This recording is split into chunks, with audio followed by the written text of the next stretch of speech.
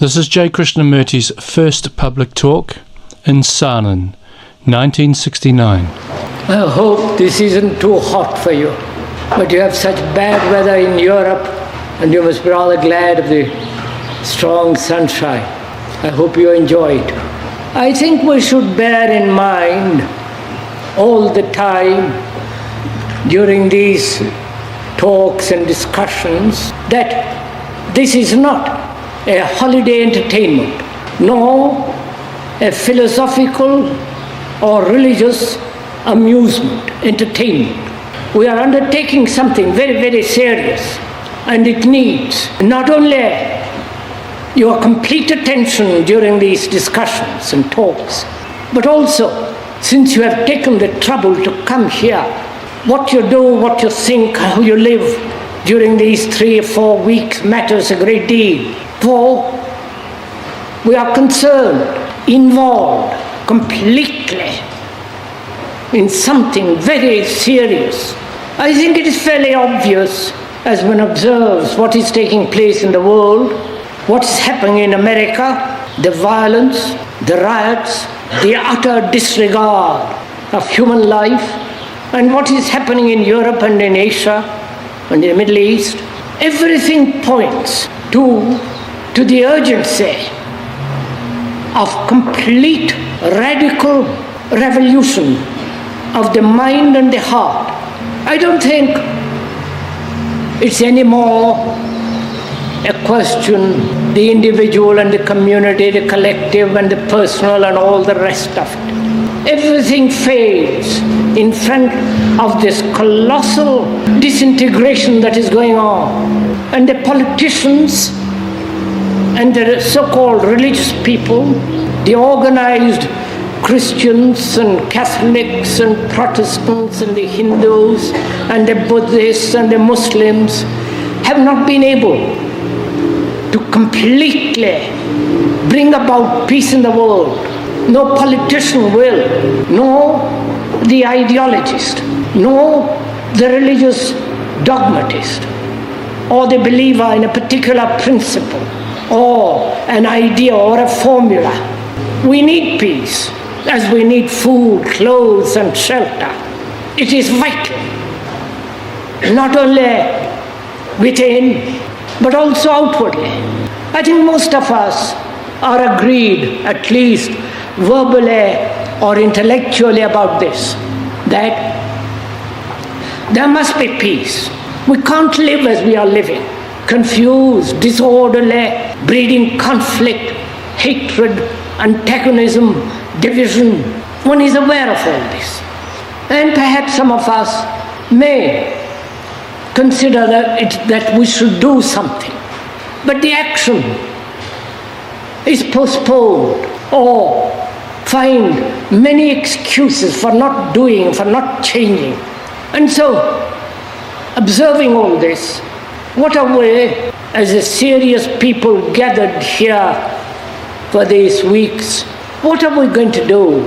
Not theoretically, not act according to some awful or pleasurable principle, or follow a particular design, formula, but as human beings living daily in this world of confusion, misery, and abiding sorrow.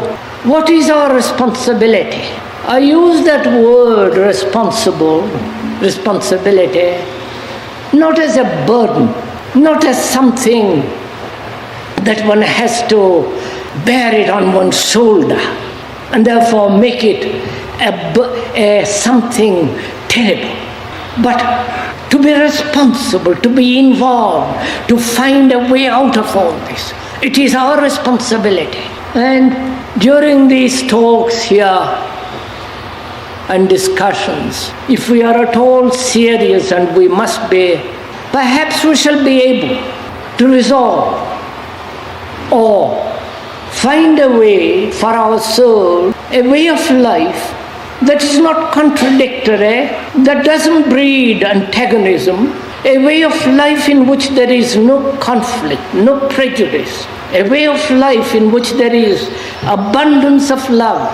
Otherwise, it seems to me, it's so utterly futile to meet year after year in this rather hot spot amidst the beauty of these mountains and valleys and streams, not to change, not to bring about, irrespective of circumstances, irrespective of the economic, social environment, putting aside all the superficial realities, to radically, basically change the way of our life.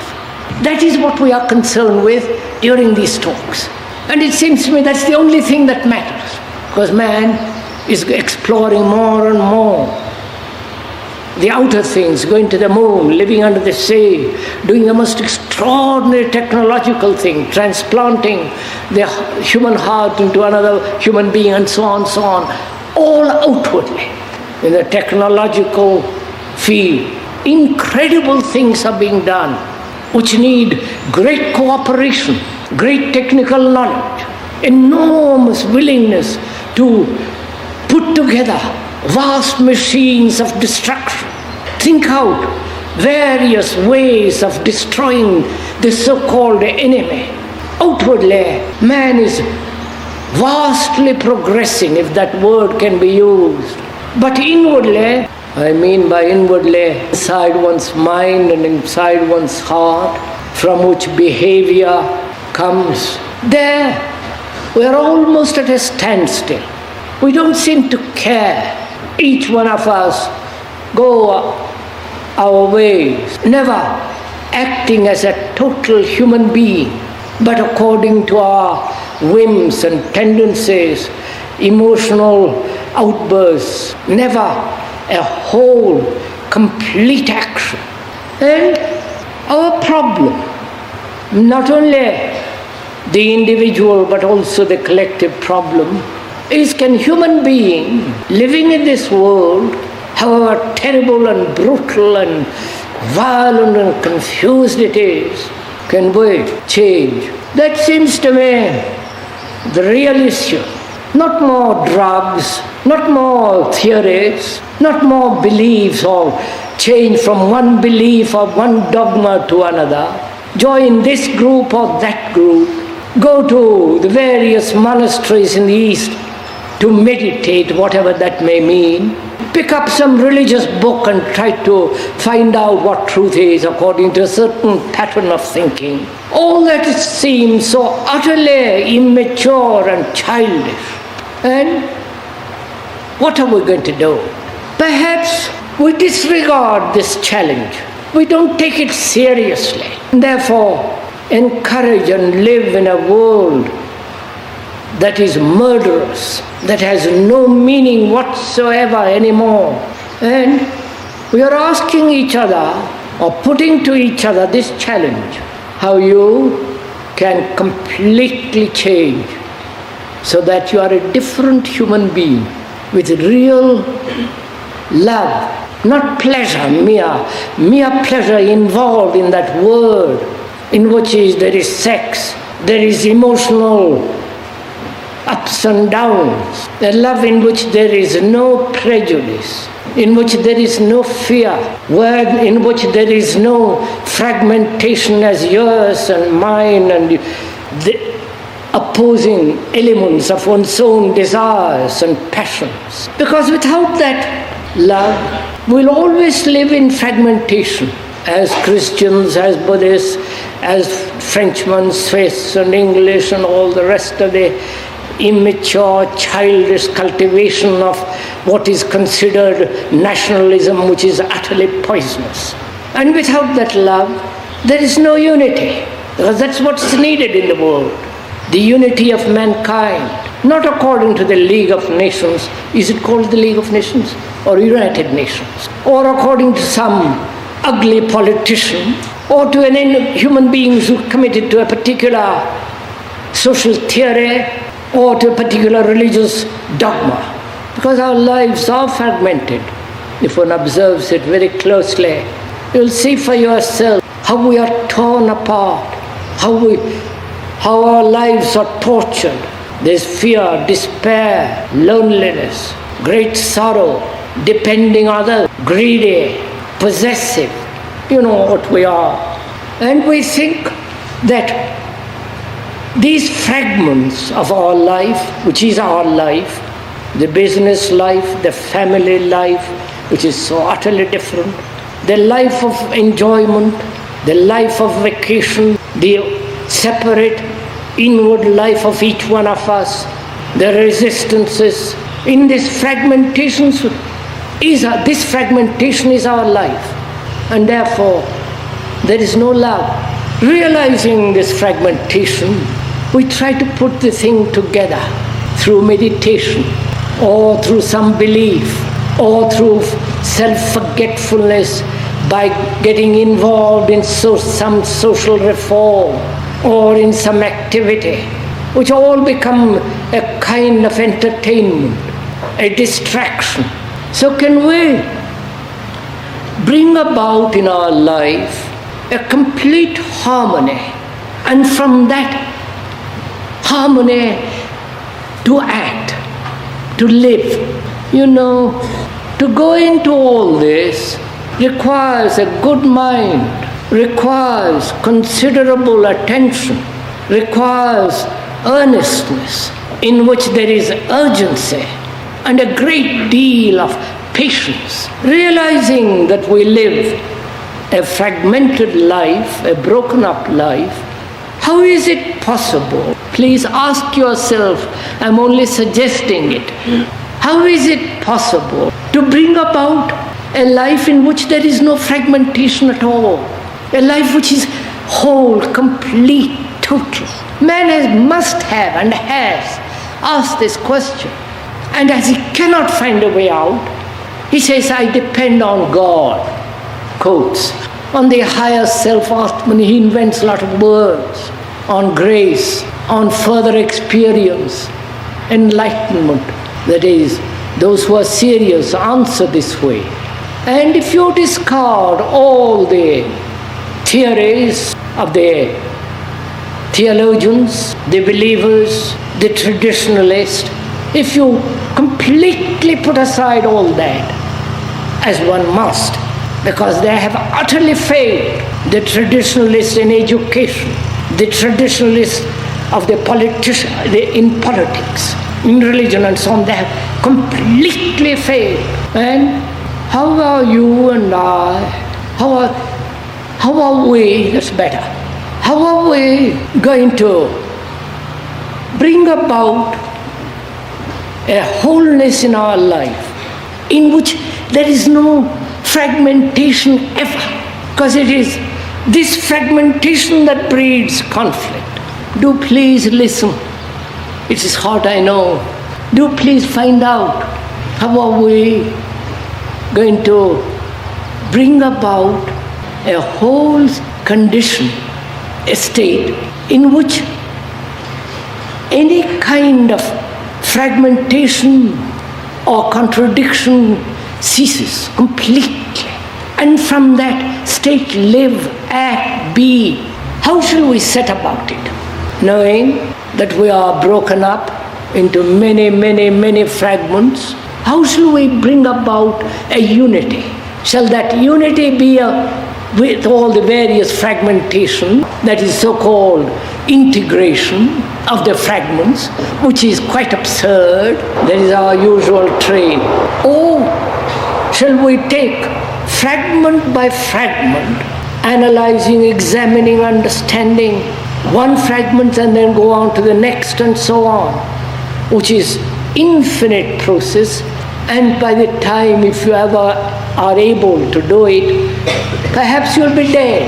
Or by taking one fragment, whatever it be, and giving all our attention to it, completely understand what is involved in that fragment, how it comes into being, see the totality, the inwardness of that fragment. And I think if we do that, then all the other fragments are involved in that one fragment.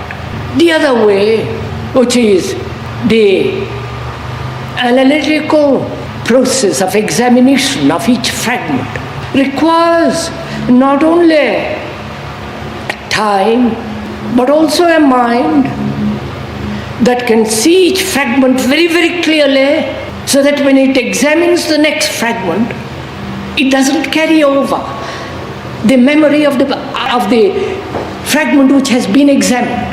Because if you are going to examine each fragment, you must come to it with a fresh fragment, with a fresh mind. And the mind itself is fragmented. So can we take one fragment, pleasant or unpleasant, and go into it so completely, being fully aware of all the implications of that fragmentation. And so, in the understanding of it, is it possible to understand all the other fragments in that fragment? Are we communicating with each other over this question? Because at the end of this talk, we're going to discuss the matter by asking questions and going into it. Do you understand the problem? Man has always lived a life in which there is this contradiction. He has created a society which is also contradictory. And he is everlastingly in battle with himself and with society, with what he calls God and his own life. He lives a different kind of life in the office, and at home is quite a different human being. And even in that relationship of the family, in that too there is a contradiction, because he is in himself self-centered, isolating himself with his ambitions, envies, greeds, prejudices, and so is the wife and the husband. So he lives in this constant contradiction, fragmentation. How shall we solve this? If you do not solve it completely, your talk about truth, God, peace is utterly meaningless and stupid. Because how can a mind that is tortured, that's a battlefield, understand something that is everlastingly beautiful, understand something which is not of time, which is not the product of effort and conflict and torture, pain and misery, that's not a reward, but that comes naturally as the flower blossoms in goodness. So how shall we, realizing our life is broken up, how shall we take one problem in the examination of which all other problems are involved? Shall I go on with it? Please. You have also to work, not just merely listen to the words of the speaker. You have to work hard, apply, so that at the end of the hour you are exhausted, because you're going to exercise all your capacity, however little it is, to find out whether in one fragment are not all the other fragments involved. And if you understand that fragment so completely, so wholly, then you have solved everything. Are you waiting for me? First of all, in examination of one problem, one fragment, one contradiction, certain things are absolutely necessary. There must be no conclusion whatsoever. If I have a conclusion, if there is a conclusion, a formulation, a stand, then that conclusion, that stand, acts as a barrier or becomes a prejudice, so that you are incapable of looking, right? That is, we are saying that instead of wasting time and energy in the examination of the many problems, fragmentations, the national, the political, the religious, the personal, the communal, this breakup, instead of examining each thing by itself, we are saying, in the understanding of that one issue, if you know how to look, you will find all other fragmentations are involved in that one. And to look, there must be freedom to observe. And freedom means freedom from all conclusion. What you think, what you believe, what you know, what you don't know, what your prejudices are, what your experiences are, so that your mind is fresh to look, right? Can you do that? Look, one has a problem of dependency on money, on dependency, family, friends, all that business. Husband, child. Oh Lord, so many things one depends, don't one? Apart from the physical needs, there are so many psychological dependencies. Now, to look at that, to look into the involvement, the implication of that, you must come to it surely with a clear mind, inquiring mind. Not find, say, I have to depend, or find excuses for dependency, and so on. Otherwise you can't investigate, right? So to examine, there must be freedom from prejudice, conclusion, what your personal idiosyncrasies are. Can you do that first? So that the mind being free, which is one of the most arduous and difficult things to do, because all our life and our education, the society in which we live, the religions or culture, demands that you have conclusions, principles, ideologies, and with that burden, with that conditioning, you look, and so you never see. So can we be free of the known conclusions first? The known. You know your own conclusions, your own beliefs, your own dogmas, say I am right, you are wrong, I think this and I think you think, this conclusion, this assertion in which there is pride, arrogance is involved. Can you come to this problem, which, for example, dependency, with a mind that has not anchored in any form of belief, conclusion, hope, fear, so that it can look.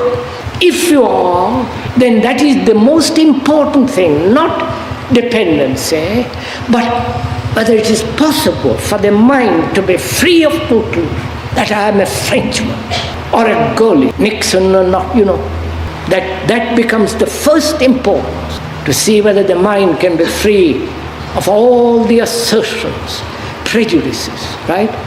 Aren't you full of prejudices? Like and dislike, offering opinions about everything on earth, full of conclusions. This is the way to meditate, this is the way to live, this is not the way to live, this way to think, the images that one has built up through life, which is based on this arrogance and pride and prejudice. Aren't you? I don't have to tell you, you know it. Can you be free of that? Do please go into it. Never saying I'm a Christian, because that's an old-fashioned now. Never asserting I am right. This is what I think. This is my experience and I am right. You know what prejudices are?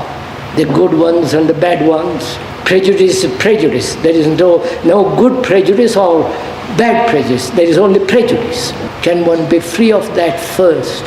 Because it is these prejudices, these conditionings that prevent freedom and examination.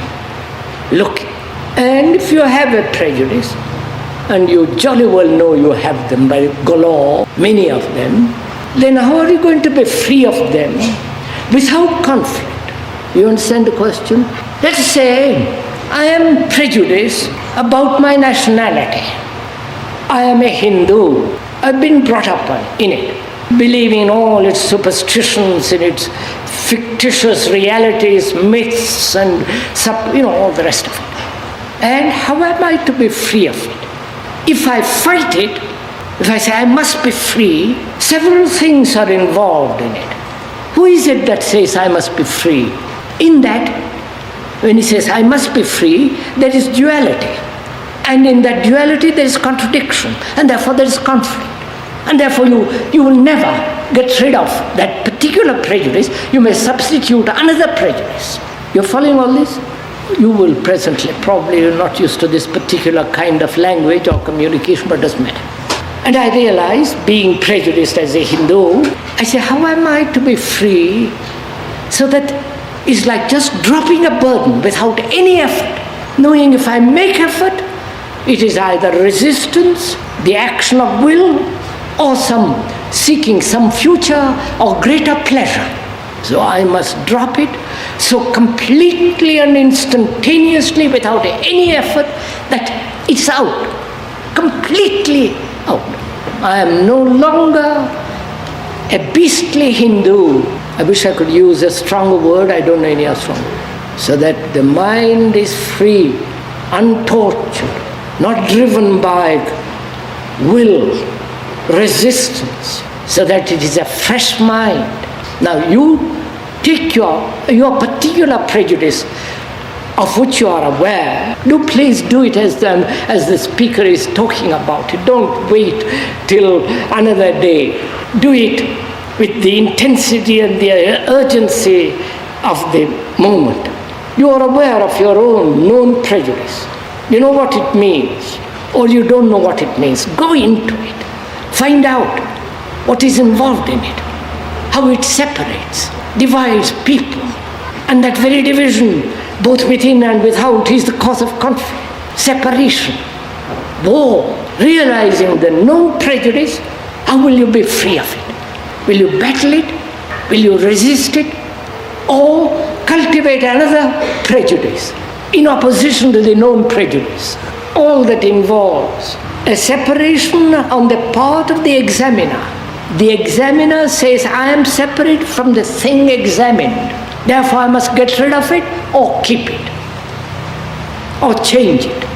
But if the examiner is the examined, then the problem is entirely different. When the examiner realizes he is the examined, the examiner being the conclusion, says, I must get rid of this. I must change this. I must resist it. That examiner is the thing which he has examined, is part of him. It's not something separate.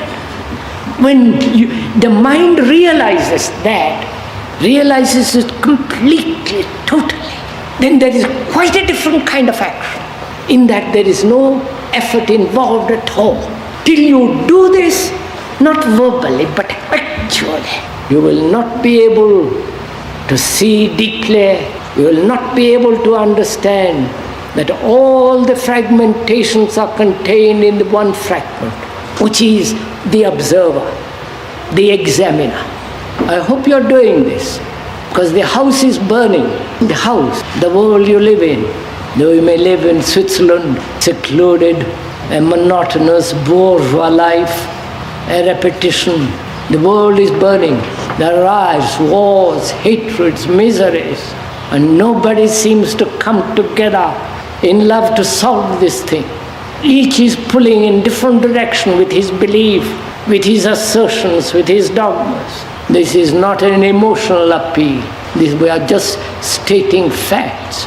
So unless you understand this question for yourself, not because the speaker says so, then unless you do this, it is inevitable that you will live the days of your life in conflict.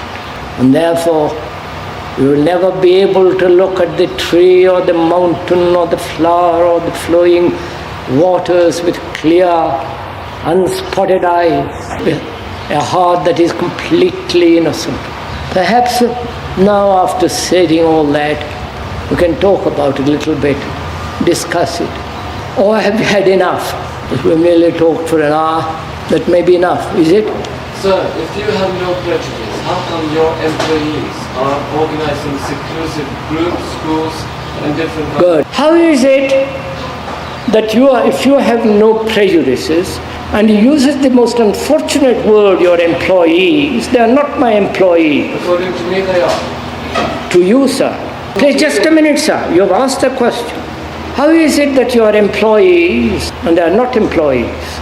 They are not paid by me, or by a group, and so on. They are not... Please, sir. Sir, leave all that. If you want to go into all that, I will. But don't be prejudiced in asking the question.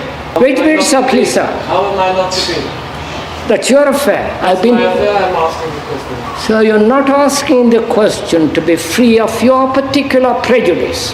Perhaps I want to be free according to my own... That's it. You want to be free according to your own standards. Just think of stating such as... How are you not to... How is that possible not to be? How can I be free according to you? Is that possible? Probably, sir, if I may point out most respectfully and kindly, you have not paid attention to what has been said during the hour. According to you, you mean? I said most respectfully, I said. Well, I can shut up if you like. The question was, how is it, if you are not prejudiced, that you have an exclusive group of Americans and Europeans living in a particular place at Shenreid? Yes, sir, please, sir, calm down. There is such a group of young people living in Shenreid. Wait, sir, please. I am not, please, sir, I am answering. If you want to, please, sir. There has been a misunderstanding before. I'd like to clear it up. Now, there is not only the group in Shenreid, there is the Sanan gathering here, which last year put in a Sanan paper that the Krishna Murti meetings were not connected with the hippies living in Sanan.